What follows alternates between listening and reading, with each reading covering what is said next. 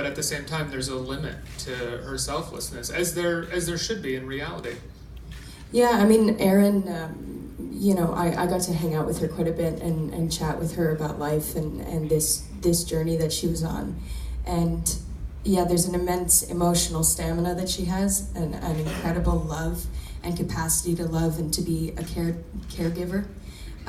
But she's also a young woman struggling with the guilt of what happened and her responsibility in it, and also the push and pull of this relationship that was difficult from the start, was difficult before it became even more difficult, and I think that's what is so relatable about Erin, is that, she is in this place that I think we've all experienced in some way, and kind of mess of conflict and contradiction, and that's what really drew me to her and made me love her so much.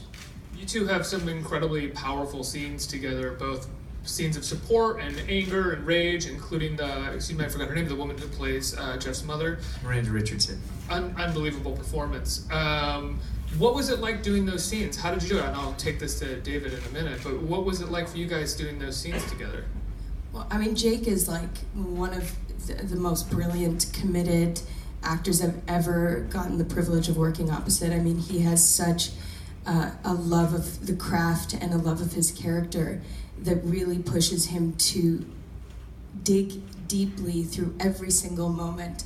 So when you're working, when I'm working with an actor like that, like Jake, it's a joy, even when it is those hard moments, and it really was a partnership that I felt like, we both had a voice in it. We both could come at it with our desperate need and our desperate love and all of that.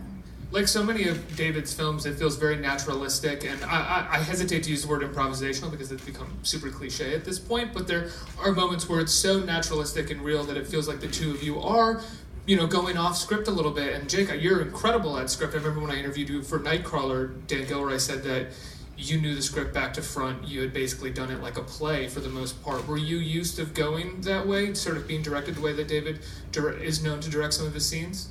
Yeah, I mean, I feel pretty agile in improvisation, and I also feel like if you know your character well enough and you understand, given the fact that Jeff and I had spent so much time together and I understood the world so well, and really the strong structure that John Polano, the screenwriter, had put in place already, it allowed for opportunities in improvisation. I think David also, throughout the process, his process is a masterclass in collaboration.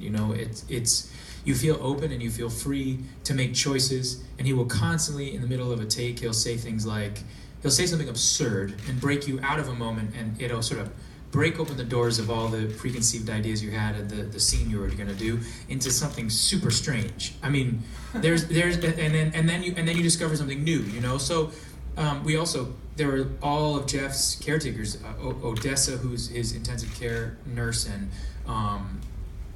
and Dr. Kalish, who was a surgeon who amputated Jeff's legs, and who's an amazing surgeon but not a great actor. And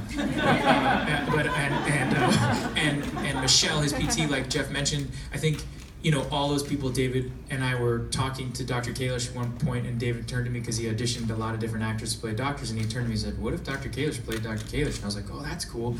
And then he had Dr. Kalish come in and read some of the lines, and he was really bad. And so David was like, "What if we just ask him to talk the way he would talk?" And I said, "That's fantastic." So David would bring in all the real people, and then we would just be with them. And we loved that. I mean, I know the two of us loved that. And I would say a lot of the space between her and I in these scenes, and there are moments, I remember when we were really at a deep moment in the scene in the car. You see it in the trailer. I say I showed up for you. There's a lot of back and forth, and it's a big scene, and there's a lot of emotional stuff exchanged. And she screamed at me, "It doesn't scare me, Jeff." And that was her line, because I was yelling, at her. That's just her in a nutshell. It was like, she's just not scared. She's not afraid of those feelings and going to those places, and that was her line, because that's who she is as an actor and as a person, and that's why it's incredible to work with her. So I couldn't get off the stage with her saying all those nice things without trying to say some nice stuff back.